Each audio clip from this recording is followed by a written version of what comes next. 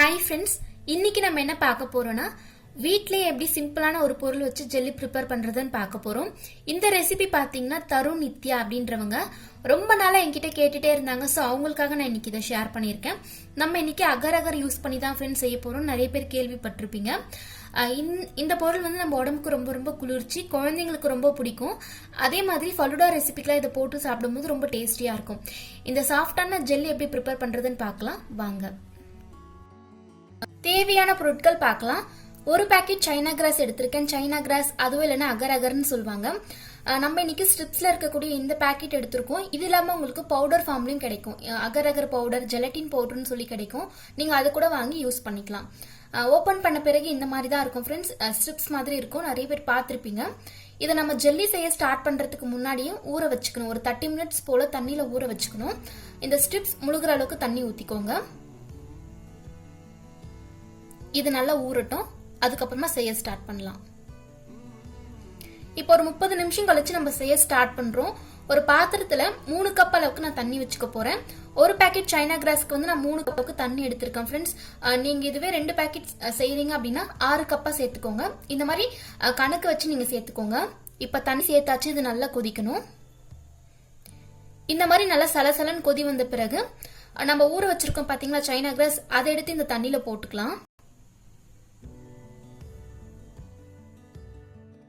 அகர் அகர் சேர்த்தாச்சு ஃப்ரெண்ட்ஸ். இது நல்லா கரையணும். அந்த ஸ்ட்ரிப்ஸ் எல்லாமே கரைஞ்சு வரணும். கைவிடாம அப்பப்போ கலந்து விட்டுக்கோங்க.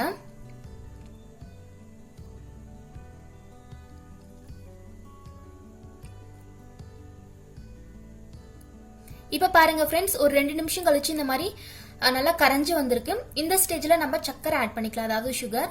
நான் இன்னைக்கு 3 கப் தண்ணிக்கு வந்து 3/4 கப் அளவுக்கு சக்கரை ஆட் பண்ண போறேன்.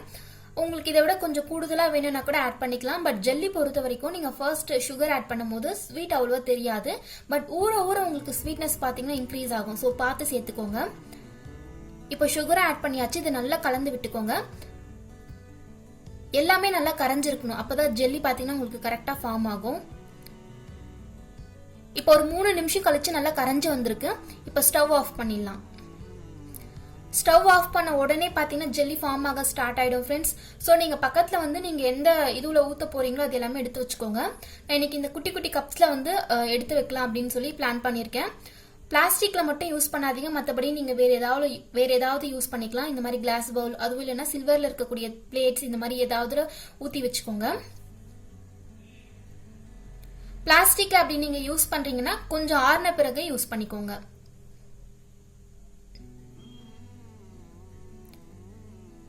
நீங்க இந்த பவுல டிரான்ஸ்ஃபர் பண்றதுக்குள்ள அந்த ஜெல்லி வந்து உங்களுக்கு ஃபார்ம் ஆக ஸ்டார்ட் ஆயிடுச்சுன்னா திரும்பவும் நீங்க ஸ்டவ்ல வச்சு அதை ஹீட் பண்ணிக்கோங்க ஃப்ரெண்ட்ஸ். திரும்பவும் பாத்தீங்கன்னா அது உங்களுக்கு இந்த மாதிரி லிக்விடா மாறிடும்.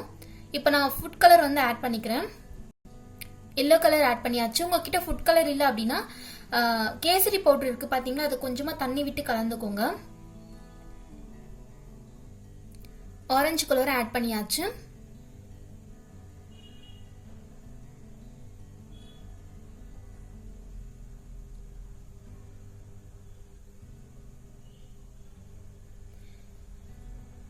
அதே மாதிரி ஃபுட் கலர்ஸ் அதிகமா ஆட் பண்ணாதீங்க ஃப்ரெண்ட்ஸ். ஒரு ஃபியூ டிராப்ஸ் போல ஆட் பண்ணிக்கோங்க.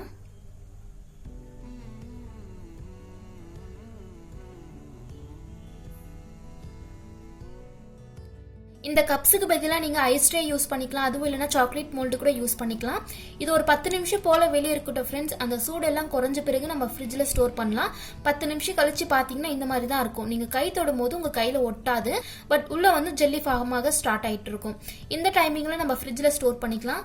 நீங்க ஃப்ரிட்ஜ்ல ஸ்டோர் பண்ணும்போது ஃப்ரீசர்ல வைக்க கூடாது. நீங்க ஃப்ரீசர்ல வச்சீங்கன்னா ஜெல்லி வந்து உங்களுக்கு ஃபார்ம் ஆகாது, ஸ்பாயில் ஆயிடும்.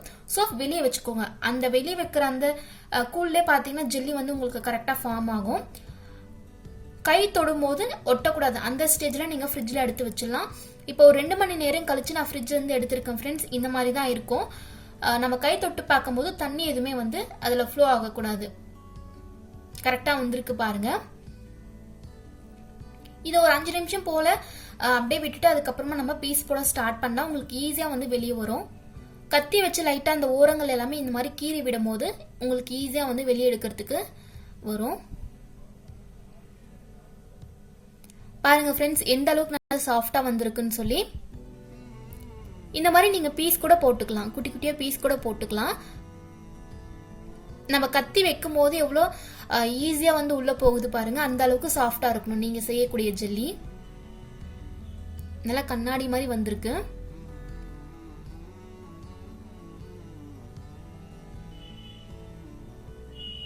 இப்போ எல்லாத்தையுமே பீஸ் போட்டுக்கலாம் ஃப்ரெண்ட்ஸ். ஒரு 5 நிமிஷம் கழிச்சு நீங்க வெளியே வைக்கும் போது இந்த மாதிரி தான் சாஃப்டா கிடைக்கும் உங்களுக்கு. இதை நீங்க காலி பண்ற வரைக்கும் நீங்க ஃப்ரிட்ஜ்ல வச்சு யூஸ் பண்ணிக்கலாம். நீங்க வெளியே வைக்கும் போது இந்த மாதிரி கொஞ்சம் வாட்டரியா மாறும். ஸோ ஃப்ரிட்ஜ்ல வச்சு யூஸ் பண்ணிக்கோங்க. இந்த ஜெல்லி பார்த்தீங்கன்னா நம்ம அப்படியே சாப்பிடலாம், அதுவும் இல்லைன்னா ஃபலூடா ரெசிபிக்கெல்லாம் போட்டு சாப்பிடும்போது ரொம்ப டேஸ்டியா இருக்கும். குழந்தைங்களுக்கு ரொம்ப ரொம்ப பிடிக்கும். இப்போ எல்லாமே கட் பண்ணியாச்சு. எந்த அளவுக்கு கண்ணாடி மாதிரி இருக்கு பாருங்க. இதுக்கு மேல நான் லைட்டா சக்கரை வந்து ஸ்ப்ரெட் பண்ணிக்கிறேன், அவ்வளவுதான். சர்க்கரையில அந்த ஜெல்லியை போட்டு எடுத்துக்கிறேன். சுகர் கேண்டி மாதிரி இருக்கும் பார்க்கறதுக்கு.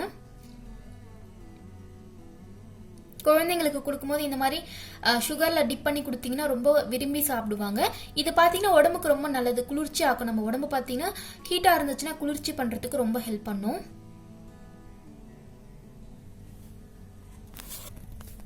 சுகர்ல டிப் பண்ணி கொடுக்கும்போது இந்த மாதிரி தான் இருக்கும் ஃப்ரெண்ட்ஸ். எப்பெல்லாம் நீங்க சர்வ் பண்ண போறீங்களோ அந்த மாதிரி டைமிங்ல மட்டும் சுகர்ல டிப் பண்ணி கொடுங்க. இந்த ஜெல்லி பாத்தீங்கன்னா குழந்தைங்களுக்கு ரொம்ப ரொம்ப பிடிக்கும். நம்ம ஃபலூடா ரெசிபில எல்லாம் போட்டு சாப்பிடலாம். பெரியவங்க பாத்தீங்கன்னா ஃபலூடாக்கு வந்து யூஸ் பண்ணிக்கலாம்.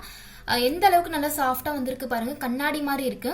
இந்த மெஷர்மெண்ட்ல செய்யும் போது உங்களுக்கு கரெக்டான ஜெல்லி வந்து கரெக்டா ஃபார்ம் ஆகும். அவ்வளவுதான் ஃப்ரெண்ட்ஸ். இந்த வீடியோ உங்களுக்கு பிடிச்சிருக்கும் அப்படின்னு நினைக்கிறேன். நீங்களும் உங்க வீட்ல ட்ரை பண்ணி பாருங்க.